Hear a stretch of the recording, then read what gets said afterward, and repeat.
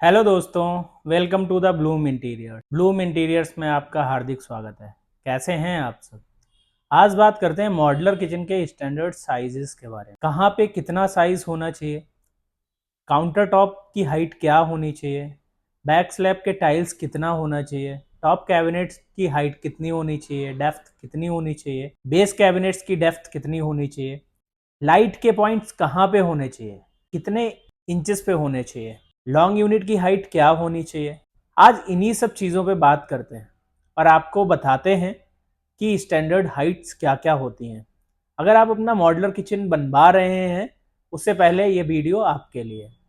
तो चलते हैं और एक ड्राइंग के माध्यम से समझते हैं कि कहाँ पे कितना स्पेस होना चाहिए और क्या किसके लिए रिक्वायरमेंट। सबसे पहले बात करते हैं कैबिनेट्स की हाइट की।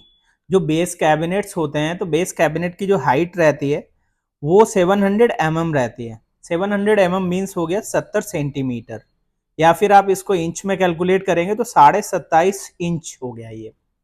और इसकी जो डेप्थ रहती है, डेप्थ की अगर बात करें तो डेप्थ इसकी 560 mm रहती है, या आप इसको 22 इंच भी बोल सकते हैं। ये जिस तरीके से आपको इंच टेप मेजर करना है उस हिसाब से आप इंच में अगर करना चाहते हैं तो इंच में कर सकते हैं, एमएम में करना चाहते हैं तो एमएम में कर सकते हैं। एक्यूरेट साइजेस जो है वो एमएम में ही निकलते हैं। कोई भी किचन आप अगर बनवाते हैं तो एमएम का साइज परफेक्ट रहता है। अब बात करते हैं इसके नीचे जो 27.5 इंच का अगर हम कैबिनेट्स देते हैं, देन उसके नीचे हम 4 इंचेस का लैग देते हैं जो स्कैटिंग लगने के लिए हो जाता है। तो अगर आप टोटल करेंगे 27.5 प्लस 4 इजल टू 31.5। अब इसके ऊपर 1.5 का आपका काउंटर टॉप आ जाता है। तो टोटल जो हाइट होती है वो 33 इंचेस हो जाती है। ये एक स्टैंडर्ड हाइट है किचन स्लैब का। अब इसके ऊपर की अगर बात करें तो ऊपर जो बैक में टाइल्स लगते हैं या कंपोजिट आप जो भी लगवाना चाहते हैं, उसका एक स्टैंडर्ड हाइट रहता है 24 इंचेस या 600 mm। ये एक स्टैंडर्ड हाइट है। उसके ऊपर टॉप कैबिनेट्स में अगर आप हाइट की बात करते हैं तो 600 mm हाइट जो है वो टॉप कैबिनेट का सबसे ठीक हाइट रहता है। इसकी अगर डेप्थ की बात करते हैं तो डेप्थ जो है वो 300 mm का कैबिनेट्स का डेप्थ रहता है, प्लस 20 mm का इसमें शटर पार्ट आ जाता है। शटर पार्ट मिला के 320 mm हो जाता है, या आप इसको 1 फुट भी बोल सकते हैं, 12 इंचेस हो जाएगा। अब बात करते हैं चिमनी के स्टैंडर्ड साइज की। चिमनी का जो साइज है वो 60 सेंटीमीटर या 90 सेंटीमीटर, दो साइजेस में ज़्यादातर चिमनी हर ब्रांड्स में आपको मिल जाएगी। सबसे ज़्यादा ज़रूरी ये होता है कि जहाँ पे आपका चिमनी लग रहा है उसके नीचे जो आप कुकटॉप या हॉब रखते हैं, तो जितने भी साइज का आप चिमनी लगाते हैं किचन में, उसी सेम साइज का आप नीचे के ड्रॉर्स रखिएगा। उससे सिमेट्री जो है वो मैचिंग में रहती है और आपके किचन का लुक जो है वो बहुत ही अच्छा लगता है। इसके बाद अगर बात करें, जो हॉब के साइड में स्पेस होना चाहिए, वो मिनिमम जो स्पेस जो है वो 450 mm होना चाहिए, या फिर 18 इंचेस या 1.5 फुट बोथ साइड। जिससे आप रोटी बनाते हैं तो आपको बर्तन रखने का स्पेस चाहिए, पटा बेलन रखने का स्पेस चाहिए रोटी बेलने के लिए। तो एक मिनिमम जो साइज है वो आपको 1.5 फुट एटलीस्ट रखना चाहिए हॉब के बोथ साइड में। कहीं कहीं पे ऐसा भी होता है कि साइड से बिल्कुल चिमनी लगा देते हैं, जिससे कि बोथ साइड स्पेस ही नहीं मिलता है। वन साइड आप जब कुकिंग करते हैं तो आपने जो भी खाना बनाया है उसको उठा के रखने के लिए वन साइड हो जाता है, देन फिर आपको रोटी बेलने के लिए उनको सभी को हटाना पड़ता है, फिर आप वहां पे रोटी बेलते हैं। तो ज्यादातर जो किचन की प्लानिंग करें वो एक इसी तरीके से प्लानिंग करें कि मिनिमम जो स्पेस है वो आपको बोथ साइड 1.5 फुट तो मिले। अगर लाइट के पॉइंट की बात करते हैं तो लाइट के पॉइंट्स आपको चूल्हे के पास में, अगर हाइट की बात करें तो 42 इंचेस से नीचे नीचे जो पॉइंट्स हैं वो आपको देने चाहिए। इससे बेनिफिट क्या होगा कि आप कोई भी अप्लायंसेस यूज करते हैं, मिक्सी करते हैं, टोस्टर करते हैं, या कुछ भी आप यूज करते हैं, तो उसका वायर अगर आप यहाँ पे दे देंगे ना बोर्ड, और यहां से फिर वायर आपको यहां तक दिखाई देगा, जितना ये बोर्ड नीचे होगा उतना आपको वायर नहीं दिखाई देगा। मॉडलर का कॉन्सेप्ट यही होता है कि आपको किसी भी तरीके का कोई भी वायर तक ना दिखाई दे। बाकी इसमें आप दो सॉकेट दे सकते हैं, एक 15 एम्पियर दे सकते हैं, एक 5 एम्पियर दे सकते हैं। उसके बाद एक कॉर्नर की साइड में बोर्ड दे सकते हैं। चिमनी के लिए चिमनी के बैक में आप एक सॉकेट का बोर्ड दे सकते हैं, जिसका स्विच जो है वो आपके इस बोर्ड में आ जाएगा।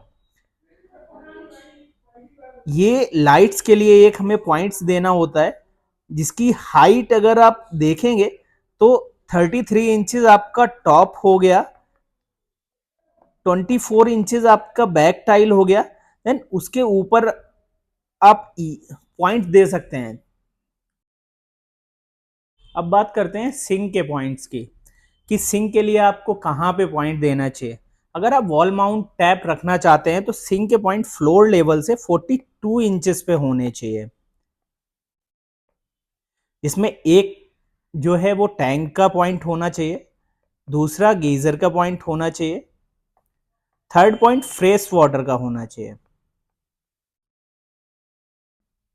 अगर आप अंडर सिंक पॉइंट देना चाहते हैं तो उसकी जो स्टैंडर्ड हाइट रहती है वो 18 इंचेस पे पॉइंट्स आ जाएंगे। इसी तरीके से 3 पॉइंट्स जो है वो आप नीचे भी दे सकते हैं। अब आपके ऊपर डिपेंड करता है कि आप ऑरो कैसा रखना चाहते हैं। अगर आप ऑरो टॉप में रखना चाहते हैं कि आपका ऑरो यहाँ पे सिंक के पास में आए, तो आप इससे एक टैप ऊपर 8 इंचेस ऊपर एक पॉइंट बनवा सकते हैं, जिससे ऑरो का कनेक्शन जो है वो इजीली हो जाएगा। अगर आप अंडर सिंक ऑर्डर रखना चाहते हैं तो नीचे से ही कनेक्शन हो जाएगा, उसके लिए कोई एडिशनल पॉइंट बनाने की जरूरत नहीं पड़ेगी आपको।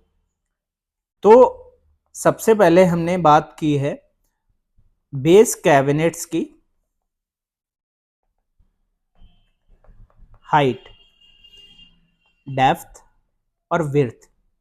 हाइट 700 mm, डेप्थ 560 mm और विड्थ डिपेंड करता है आपके किचन का जो ड्राइंग है उसके अकॉर्डिंग रहेगा। टॉप कैबिनेट्स की अगर बात करते हैं तो टॉप कैबिनेट की जो हाइट है वो आपका 600 mm रहता है, और उसका जो डेप्थ है वो 300 mm रहता है। विड्थ डिपेंड करता है आपके किचन के ड्राइंग के ऊपर। काउंटर टॉप की बात की हमने, काउंटर टॉप की हाइट जो है वो फ्लोर लेवल से 33 इंचेस रहेगा।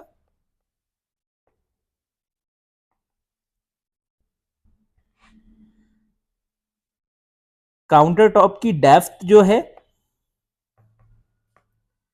वो 24 इंचेस रहती है।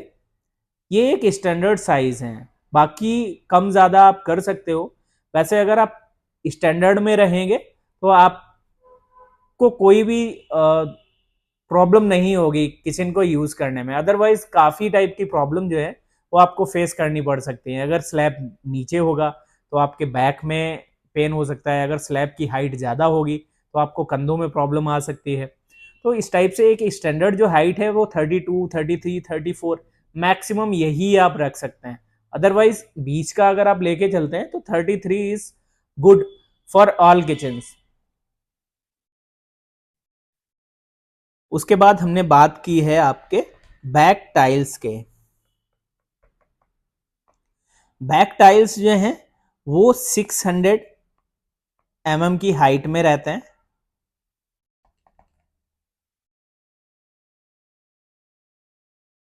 लाइट के पॉइंट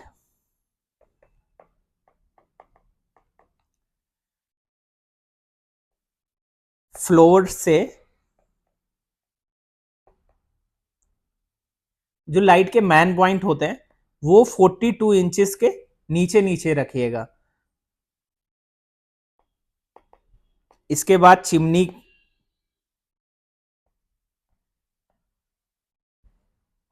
स्टैंडर्ड साइज जो है वो 600 mm एंड 900 mm। किसी भी साइज का आप ले सकते हैं, वो डिपेंड करता है आपके बजट के ऊपर और क्या आपका स्पेस है उसके ऊपर। फिर बात करते हैं प्लम्बिंग के पॉइंट्स के बारे में। स्पेलिंग मिस्टेक्स हो सकती हैं। प्लम्बिंग के पॉइंट्स जो हैं, फ्लोर टू 42 इंचेस पे, ये एक स्टैंडर्ड है जिससे आपको स्लैब और टैप के बीच में अगर वॉल माउंट आप लगाते हैं तो मिनिमम जो स्पेस है वो 8 इंचेस का मिल जाएगा और सिंक की जो गहराई होगी वो मिनिमम 9 से 10 इंचेस आती है। तो आप बड़े से बड़ा बर्तन जो है वो इजीली घुमा के धुल सकते हैं।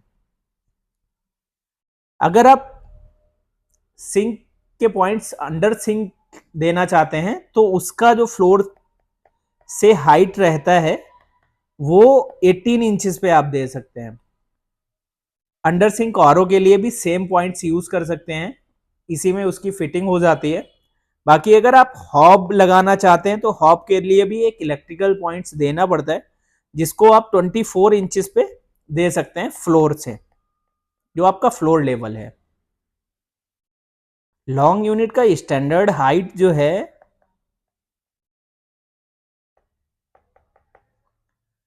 वो 1938 mm रहता है, जो कि आपके टॉप कैबिनेट के बिल्कुल इक्वल आ जाएगा अगर आप 600 mm में कैबिनेट्स लेंगे या जो मैंने आपको मेजरमेंट्स बताए उसके अकॉर्डिंग वर्किंग करेंगे तो। बाकी मेरी दी हुई जानकारी आपको कैसी लगी, अगली वीडियो में बात करेंगे स्टैंडर्ड साइजेस के बारे में।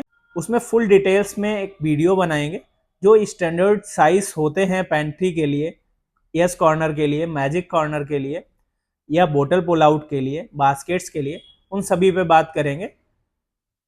अगर आपको ये वीडियो अच्छा लगा हो तो प्लीज़ हमें सपोर्ट करें, हमारे चैनल को सब्सक्राइब करें, लाइक करें, कमेंट करें